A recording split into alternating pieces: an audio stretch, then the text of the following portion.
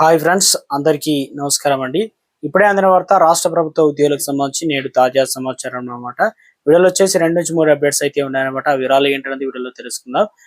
ఇక చివరి వరకు కూడా అర్థమవుతుంది. తేదీ తీసుకున్నట్లయితే ఏప్రిల్ 13వ తారీఖు అండి.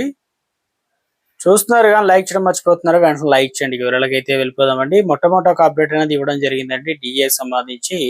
సో ముఖ్యంగా కేంద్ర సర్కారు ఉద్యోగులకు సీరియస్ గా ఉన్నారన్నమాట. ఎందుకంటే కరువు భత్యం అంటే 2 తెలుగు రాష్ట్రాలకు సంబంధించి కరువు భత్యం అనేది ఇవ్వాల్సి అవుతుంది కాబట్టి ఇక ముఖ్యంగా అంటే అన్ని రాష్ట్రాలకు చెందుతాయి కాబట్టి ఆగ్రహం వ్యక్తం చేస్తున్నారు. సాధారణంగా కేంద్రంలో అయితే ఉద్యోగాలు చేస్తున్నారు, రాష్ట్ర ప్రభుత్వంలో పనిచేస్తున్న అంటే ఉండేవారు కూడా మార్చి నెలాఖరికల్లా రావాల్సినటువంటి డిఏను సంబంధించి విషయాల కేంద్రం ఇప్పటికే వరకు ఎటువంటి ప్రకటన చేయకపోవడం పట్ల 1 కోటి మంది పైగా ఉద్యోగులు పెన్షన్లో తీవ్ర ఆందోళన వ్యక్తం చేస్తున్నారు. అయితే ఏప్రిల్ 2వ వారం దాటినా కూడా డిఏ గురించి ప్రభుత్వం స్పందించకపోవడంతో ఉద్యోగ సంఘాలు రంగంలోకి దిగాయి. మేరకు కేంద్ర సర్కారు ఒత్తిడి పెంచాయన్నమాట. ఈ క్రమంలో అఖిల భారతీయ ఎన్పిఎస్ ఉద్యోగుల సమైక్య కేంద్ర ఉద్యోగుల సమైక్య గొంతు విప్పాయి అన్నమాట. ఏప్రిల్ మొదటి వారంలో 3 నెలల బకాయిలు కూడిన వేతనం అందజేసిందని ఈసారి కూడా ప్రకటన రాకపోవడంతో నిరసన వ్యక్తం చేశాయన్నమాట. ఈ మేరకు తాజాగా అసహనం వ్యక్తం చేస్తూ కేంద్ర ఆర్థిక శాఖ మంత్రి నిర్మలా సీతారామన్ కు లేఖలు అయితే రాయడం జరిగిందనమాట. సో డిఏ ప్రకటన సంబంధించి జాప్యం చేయకూడదు, త్వరలో తమకి అందించాలనే విధంగా అప్డేట్ అనేది ఇవ్వడం జరిగిందండి. మరొక అప్డేట్ అయితే రావడం జరిగిందండి. ఆర్టీసీని ప్రభుత్వం విలీనం చేయడం, పెండింగ్ లో ఉన్న 2 వేతన సవరణ అమలు చేసి ట్రేడ్ యూనియన్ లో ఉన్న ఆంక్షలను ఎత్తివేయాలని సిసిఐ ఎమ్మెల్యే కూనం సాంబశివరావు కోరారన్నమాట. ఈ మేరకు ఆయన రాష్ట్ర ముఖ్యమంత్రికి లేఖ రాశారు. గుర్తింపు సంఘం ఎన్నికలు నిర్వహించాలన్న డిమాండ్ ఇప్పటికీ పరిష్కారం కాలేదన్నారు. దీనివల్ల కార్మికుల్లో అసంతృప్తి పెరుగుతుందన్నారు. అందువల్ల వారు నిరవధిక సమ్మెకు సిద్ధమవుతున్నారని చెప్పేసి తెలిపారనమాట. సోమవారం లేబర్ కమిషన్ వద్ద కీలక సమావేశానికి ఆర్టీసీ యాజమాన్యం హాజరై స్పష్టమైన నిర్ణయాలు తీసుకోకపోతే సమ్మె తప్పదని కార్మిక సంఘాలు హెచ్చరిస్తున్నారు. ఇక గత 11 సంవత్సరాలుగా కొత్త నియామకాలు చేపట్టకపోవడం వల్ల పనిభారం పెరిగి ప్రస్తుతం ఉద్యోగులకు తీవ్ర ఒత్తిడి ఎదుర్కొంటున్నారని, ఇది వారి ఆరోగ్యం పైన ప్రభావం చూపుతుందంటున్నారు.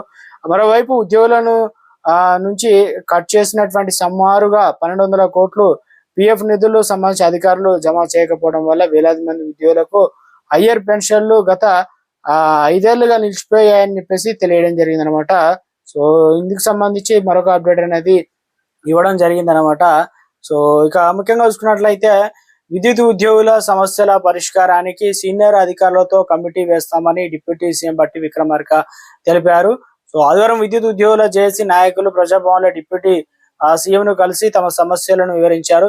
ఇక డిస్కాంలు ప్రైవేటు పరము చేస్తారన్న ప్రచారం జరుగుతుంది. వారు ఇక ముఖ్యంగా తెలిపారన్నమాట. ఈ సందర్భంగా బట్టి విక్రమార్క మాట్లాడుతూ ఎట్టి పరిస్థితులను ప్రైవేటీకరణ చేయబోమని, ఈ విషయాన్ని జేఏసీ నాయకులు విస్తృతంగా ప్రచారం చేయాలని చెప్పేసి అసత్య ప్రచారాలను ఖండించాలని సూచించారు. విద్యుత్ సమస్యలు బలోపేతం చేయాల్సిన అవసరం కూడా ఉందని, సో అదేవిధంగా జేఏసీ అధికారులపై ఉందని తెలిపారన్నమాట.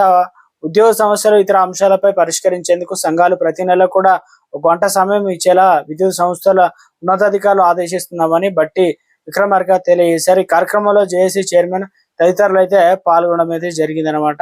సో మొత్తం మీద వారి సమస్యలు మొత్తానికి ఇవన్నీ కూడా ప్రభుత్వం వెంటనే వాటిని పరిష్కరించాలని కోరుతూ ఉన్నారనమాట.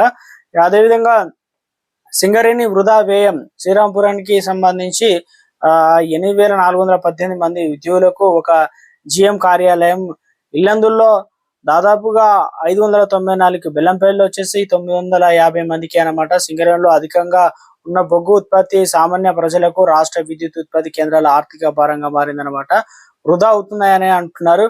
సో మొత్తానికి ఒక ఆర్టికల్ మనకు ఇక్కడ ఇవ్వడం అయితే జరిగిందనమాట. సో మరొక అప్డేట్ అనేది ఇవ్వడం అయితే జరిగిందండి. సో అదేంటంటే జాతీయ పరీక్ష సంస్థ ఏదైతే ఉందో ఎస్టిఏ ఈసారి పనితీరు మెరుగుపరచాల్సిందని పరీక్షలకు సంబంధించి కొంత వరకైన గణాంకాలు వివరాలను వెల్లడిస్తుంది అనుకుంటున్నారు. సమయంలో మరోసారి తన నిర్లక్ష్యాన్ని ఈసారి ఎన్టీఏ చేసిన తప్పిదంతో జాతీయ స్థాయిలో టాపర్లని నిలుస్తాయనుకున్న విద్యార్థులు షాక్ తిన్నారన్నమాట. ఎన్టీఏ మళ్ళీ తప్పులో కాలన్న విధంగా తప్పుల తడకలతో ఏదైతే రసాయన శాస్త్రం పేపరు ప్రాథమిక కీ అంటూ ఒక అప్డేట్ అనేది ఇవ్వడం జరిగిందండి. ఇక ఉపాధి హామీ పథకాన్ని కొనసాగించాలంటూ మరొక అప్డేట్ అనేది ఇవ్వడం జరిగిందండి.